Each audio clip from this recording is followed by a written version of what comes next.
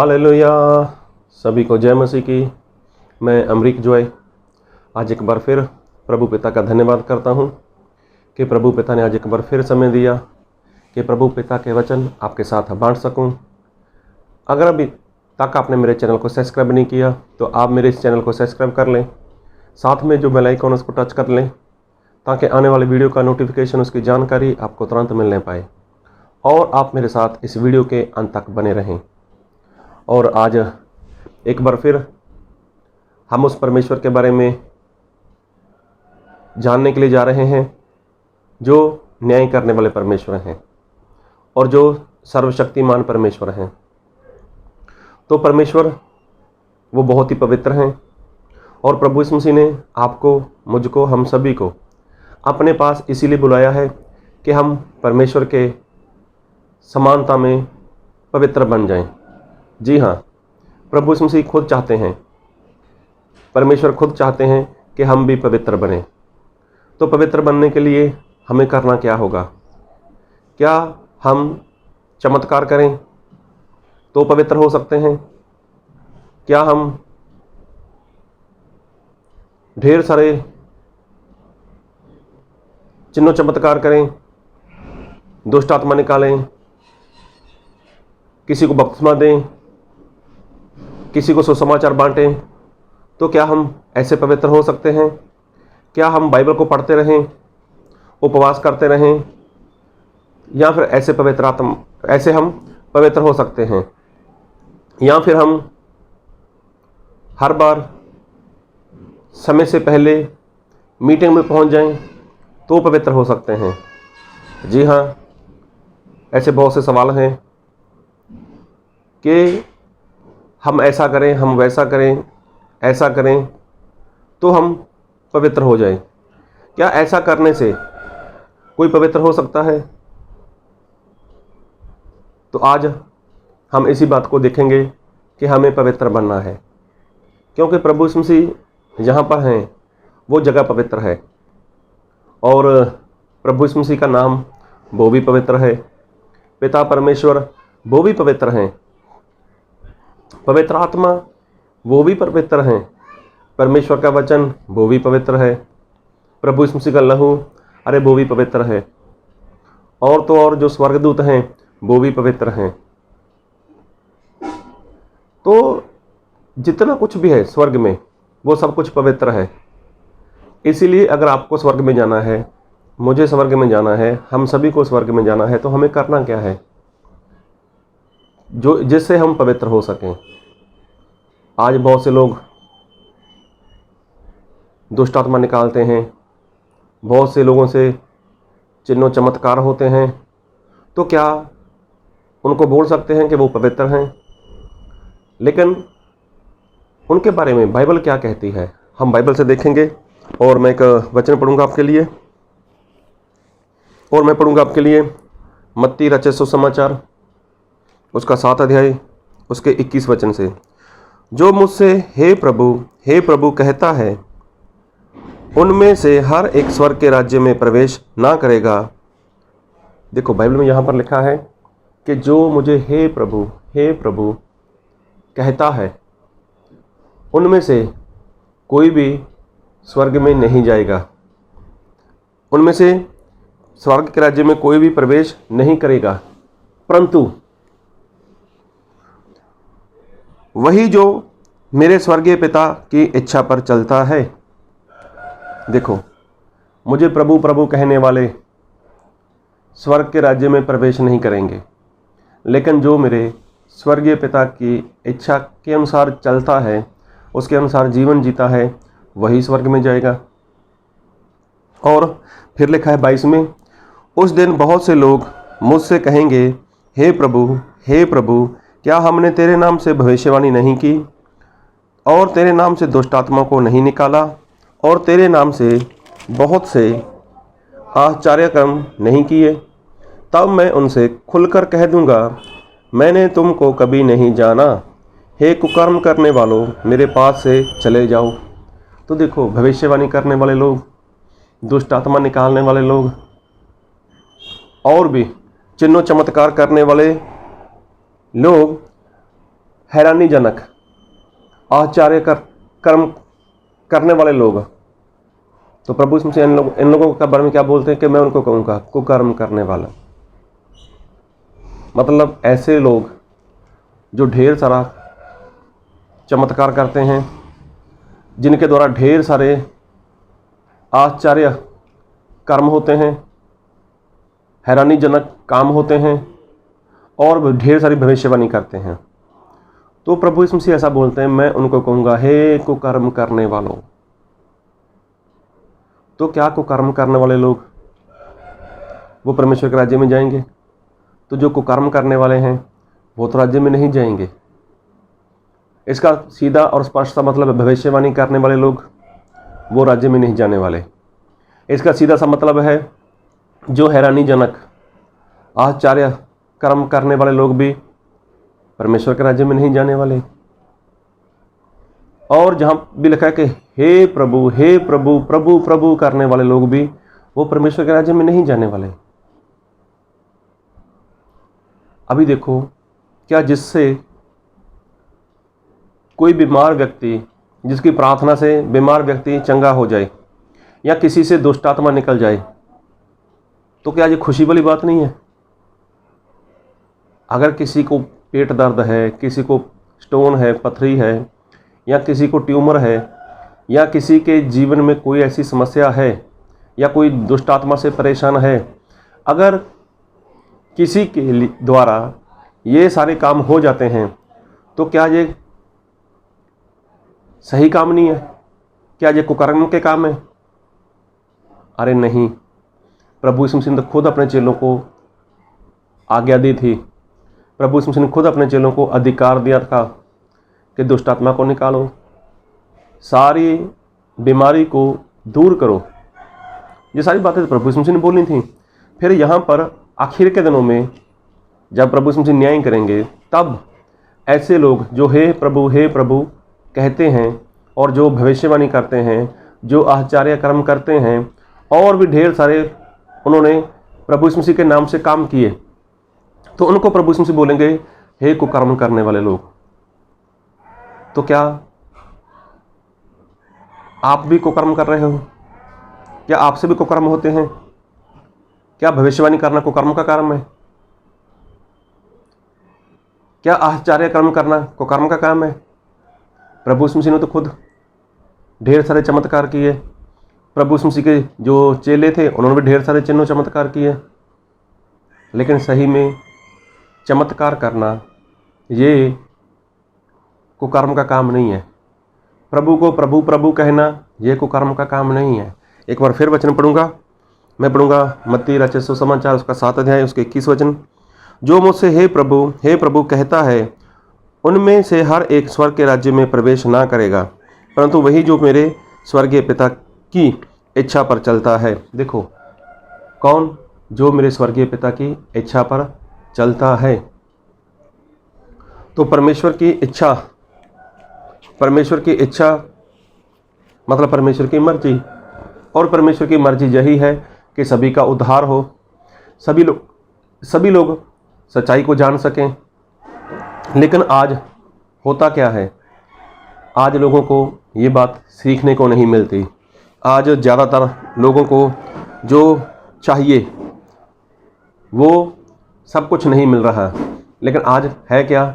सिर्फ और सिर्फ चमत्कार, सिर्फ और सिर्फ भविष्यवाणी। जबकि परमेश्वर अपने वचन को बहुत महत्व देते हैं। और बाइबल में ऐसा लिखा है कि वचन पढ़ूंगा आपके लिए, 1 कुरिन्थियों उसका 7 अध्याय उसका 19 वचन। ना खतना कुछ है और ना खतना रहत, परंतु परमेश्वर की आज्ञाओं को मानना ही सब कुछ है। तो देखो, जो इंसान प्रभु को प्रभु करता है लेकिन प्रभु की आज्ञा को नहीं मानता, प्रभु की आज्ञा को नहीं मानता, और उससे ढेर सारे चिन्ह चमत्कार होते भी हैं लेकिन आज्ञा को नहीं मानता, तो ऐसे लोग क्या करते हैं? कुकर्म करते हैं। और प्रभु यीशु मसीह ने साफ बोल दिया, 1 कुरिन्थियों 7 का 19, ना खतना कुछ है और ना खतना रहत, परंतु परमेश्वर की आज्ञाओं को मानना ही सब कुछ है। परमेश्वर की आज्ञा को मानना सब कुछ है। और एक वचन पढ़ूंगा आपके लिए, और मैं पढ़ूंगा आपके लिए याकूब उसका 1 अध्याय उसके 22 वचन। परंतु वचन पर चलने वाले बनो और केवल सुनने वाले ही नहीं जो अपने आप को धोखा देते हैं। तो देखो बाइबल में लिखा है वचन पर चलने वाले बनो, मतलब वचन की आज्ञाकारी करने वाले बनो, खाली उसको सुनने वाले मत बनो। आज ज़्यादातर लोग वचन को मानते नहीं हैं, वचन के अनुसार वो लोग जीवन नहीं जीते, वचन की आज्ञाकारी नहीं करते, लेकिन वचन सुनते जरूर हैं। तो ऐसे लोग क्या हैं? ऐसे लोग को कर्मी हैं। उनके जीवन से लोगों के जीवन में चंगाई होती है, उनके जीवन से लोगों की भलाई होती है, और बहुत से लोगों के जीवन में चमत्कार भी होते हैं। वचन सुनते हैं लेकिन वचन की आज्ञाकारी नहीं करते। फिर लिखा है बाइबल में याकूब उसका 2 अध्याय उसके 10 वचन, क्योंकि जो कोई सारी व्यवस्था का पालन करता है परंतु एक ही बात में चूक जाए तो वह सब बातों में दोषी ठहर चुका है।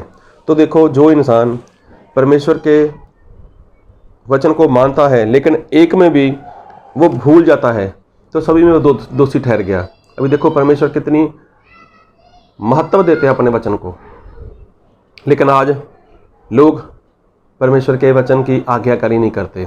तो फिर यहाँ पर एक वचन और पढ़ूंगा, यूहन्ना रचे सुसमाचार उसका 14 अध्याय उसके 15 वचन, यदि तुम मुझसे प्रेम रखते हो तो मेरी आज्ञाओं को मानोगे।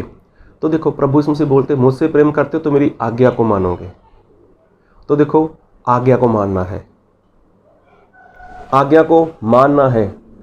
तो प्रभु यीशु मसीह बार बार यही बात बोल रहे हैं, आज्ञा मानो, आज्ञा माननी है, सुनने वाले नहीं बनना, वचन को मानने वाला बनना है, वचन की आज्ञाकारी करने वाला बनना है। और फिर एक वचन और पढ़ूंगा आपके लिए, और मैं पढ़ूंगा मत्ती रचित सुसमाचार उसका 28 अध्याय उसके 19 वचन, इसलिए तुम जाओ सब जातियों के लोगों को चेला बनाओ और उन्हें पिता और पुत्र और पवित्र आत्मा के नाम से बपतिस्मा दो। अभी देखो पिता पुत्र पवित्र आत्मा के नाम से बपतिस्मा दो। तो आज ज़्यादातर सभी सेवक लोग यही काम कर रहे हैं, ऐसा होता है। लेकिन इसके बाद क्या करना है वो सेवक ज़्यादातर भूल चुके हैं। वो प्रभु के दास लोग जो खुद को बोलते हैं वो आगे का जो काम है वो भूल चुके हैं। और आगे का काम क्या है बाइबल से पढ़ेंगे, और उन्हें सब बातें जो मैंने तुम्हें आज्ञा दी हैं मानना सिखाओ। जो बातें प्रभु यीशु मसीह ने इंसान को दी हैं, जो आज्ञाएं प्रभु यीशु मसीह ने इंसान को दी हैं, क्या करना है? ऐसे लोगों को मानना सिखाना है। तो देखो ये प्रभु यीशु मसीह की आज्ञा है, ये प्रभु यीशु मसीह की आज्ञा है, और जो आज्ञा इंसान को माननी है। लेकिन ऐसा नहीं हो रहा। आज जो भविष्यवाणी करने वाले लोग हैं वो भविष्यवाणी करते रहेंगे, उनका ज़्यादातर जोर भविष्यवाणी के ऊपर ही है। और जितने प्रभु के सेवक लोग ऐसे हैं कि जिनके द्वारा बहुत सारे चिन्ह चमत्कार होते हैं, तो आज उनका ज़्यादातर जोर किसके ऊपर लगा हुआ है? चमत्कार हो, लोगों का इकट्ठ हो, बड़ी सी भीड़ हो, तो लोग ज़्यादातर चमत्कार में लगे हुए हैं। लेकिन चमत्कार करना गलत बात नहीं है, भविष्यवाणी करना भी गलत बात नहीं है, लेकिन भविष्यवाणी है क्या? वो बाइबल के अनुसार होनी चाहिए। भविष्यवाणी होती कैसी है? वो वचन के अनुसार होनी चाहिए। जैसे जसाया भविष्यवक्ता ने भविष्यवाणी की, मूसा ने भविष्यवाणी की, और भी प्रभु के बहुत से सेवक लोग थे जिन्होंने भविष्यवाणी की थी। एलिया ने भविष्यवाणी की। तो भविष्यवाणी तो ऐसी होती है। तो भविष्यवाणी करनी चाहिए, चिन्ह चमत्कार होने चाहिए, लेकिन साथ में क्या है? लोगों को प्रभु यीशु मसीह की आज्ञा माननी सिखानी है। लोगों को आज्ञा मानना है, ऐसा सिखाना है, लेकिन ऐसा इंसान नहीं कर पा रहा। उनका जोर लगा हुआ है भविष्यवाणी करने के ऊपर, उनकी जोर लगा हुआ है चिन्ह चमत्कार करने पर, लेकिन जो आज्ञा माननी है, जो आज्ञा मानना सिखाना है, वो आज ज़्यादातर चर्चों में, ज़्यादातर सेवकों के पास दिखाई नहीं देता। क्यों? उनको ऐसा लगता है मैंने तो बपतिस्मा दे दिया, अभी इनकी जिम्मेवारी नहीं। उसके बाद तो जिम्मेवारी सेवक की बढ़ जाती है, उसके प्रति बढ़ जाती है। कैसे? जब बाइबल में लिखा है जब कोई इंसान बपतिस्मा लेता है तो उसका नया जन्म होता है, मतलब वो मसीह में पैदा हो चुका है। तो आप अगर शादीशुदा हो तो जब आपके पास बच्चा पैदा हुआ घर में, लड़का हो लड़की हो कोई भी हो सकता है, तो उसके बाद क्या किया? आपने बच्चा पैदा कर दिया तो आपकी जिम्मेवारी खत्म हो गई। अरे आपकी जिम्मेवारी बढ़ गई उसके लिए। तो अभी देखो, जब मसीह में कोई जन्म लेता है, मसीह में नए सिरे से नया जन्म पा लेता है, तब एक सेवक की जिम्मेवारी बढ़नी चाहिए उस विश्वासी के प्रति। अभी क्या है? उसके साथ उसको मुलाकात करते रहना चाहिए, उसको परमेश्वर के वचन की आज्ञाकारी क्या है वो सिखाते रहना चाहिए, और उसको बताते रहना चाहिए कि परमेश्वर की आज्ञाकारी करनी है। लेकिन जो हमने वचन पढ़ा मत्ती उसका 7 अध्याय उसके 21 वचन में, जो मुझसे हे प्रभु कहता है उनमें से हर एक स्वर्ग के राज्य में प्रवेश ना करेगा। देखो, हे प्रभु कहते हैं। प्रभु चमत्कार हो, प्रभु भविष्यवाणी हो, ऐसा हो वैसा हो, तो ये क्या करते हैं? सिर्फ हे प्रभु करने वाले लोग हैं। और लिखा है परंतु वही, हाँ, जो मुझसे हे प्रभु कहता है उनमें से हर एक स्वर्ग के राज्य में प्रवेश ना करेगा, परंतु वही जो मेरे स्वर्गीय पिता की इच्छा पर चलता है। पिता की इच्छा क्या है? सभी का उद्धार हो, सभी बचाए जाएं। तो उसका उद्धार हो, ऐसी प्रभु पिता की मर्जी है, उसकी इच्छा है। लेकिन ये क्या है? ये प्रभु यीशु मसीह की आज्ञा है। तो जो इंसान खुद ही आज्ञा नहीं मानता, जो इंसान खुद ही आज्ञाकारी नहीं करता, वो किसको क्या आज्ञा मानना सिखाएगा? फिर लिखा 22 में, उस दिन बहुत से लोग मुझसे कहेंगे हे प्रभु क्या हमने तेरे नाम से भविष्यवाणी नहीं की? देखो, ये वही लोग हैं जो भविष्यवाणी करने वाले लोग हैं, लेकिन खुद आज्ञा मानने वाले नहीं। फिर और तेरे नाम से दुष्ट आत्मा को नहीं निकाला? देखो, दुष्ट आत्मा निकाली इन लोगों ने। और तेरे नाम से बहुत से आश्चर्य कर्म नहीं किए? देखो, अद्भुत, हैरानीजनक इनके द्वारा चिन्ह चमत्कार हुए। तब मैं उनसे खुलकर कह दूंगा, मैंने तुमको कभी नहीं जाना, हे कुकर्म करने वालों, मेरे पास से चले जाओ। देखो, हे कुकर्म करने वालों, मेरे पास से चले जाओ। तो कैसा लगेगा जब ये बात प्रभु यीशु मसीह बोलेंगे और आपके कान ये बात सुनेंगे और आपके लिए ये बात बोली जाएगी? तब कैसा लगेगा? क्यों? आपका पूरा जोर किसके ऊपर लगा है? भविष्यवाणी के ऊपर। आपका पूरा जोर किसके ऊपर लगा है? दुष्ट आत्मा निकालने के ऊपर। आपका पूरा जोर किसके ऊपर लगा है? आश्चर्य कर्म करने के ऊपर, अद्भुत काम करने के ऊपर। तो फायदा क्या उसका? ना तो खुद आज्ञा मानते हो, ना किसी को आज्ञा मानना सिखा रहे हो, क्योंकि खतना कुछ नहीं है, खतना रहत कुछ नहीं है। लेकिन प्रभु यीशु मसीह की आज्ञा को मानना, परमेश्वर के वचन को मानना, ये सब कुछ है। तो प्रभु यीशु मसीह ने यही बोला, जो मुझसे प्रेम करता है मेरी आज्ञा को मानेगा। कितना स्पष्ट लिखा है। और सुनने वाले नहीं बनना, वचन को मानने वाला बनना है, मतलब आज्ञाकारी करने वाला बनना है। तो आज लोगों के अंदर क्या दिखाई दे रहा है? सिर्फ चिन्ह चमत्कार, सिर्फ भविष्यवाणी, लेकिन आज्ञा वाली बात तो कहीं पर नहीं दिखाई दे रही। तो फिर उस दिन क्या होगा? क्या आपको कर्मी हो? क्या आपसे कुकर्म हो रहे हैं? तो बाइबल में साफ लिखा है, जो आज्ञा नहीं मानता ना तो वो स्वर्ग में जाएगा, बल्कि वो क्या करता है? वो कुकर्म करता है। कहीं आप कुकर्मी तो नहीं? कहीं आप कुकर्मी तो नहीं ठहरने वाले?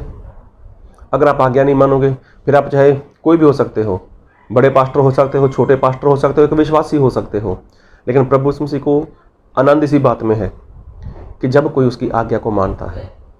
लिखा है बाइबल में, सारे देशवासियों को चेले बनाओ, पिता पुत्र पवित्र आत्मा के नाम से बपतिस्मा दो और उन्हें सिखाओ आज्ञा मानना, जो आज्ञा प्रभु यीशु मसीह ने दी।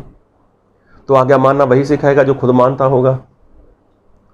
अभी फैसला आपको करना है कि आपको परमेश्वर के राज्य में जाना है या फिर आपको कुकर्मी ठहरना है। चिन्हों चमत्कार तो प्रभु यीशु मसीह के चेलों से भी हुए थे।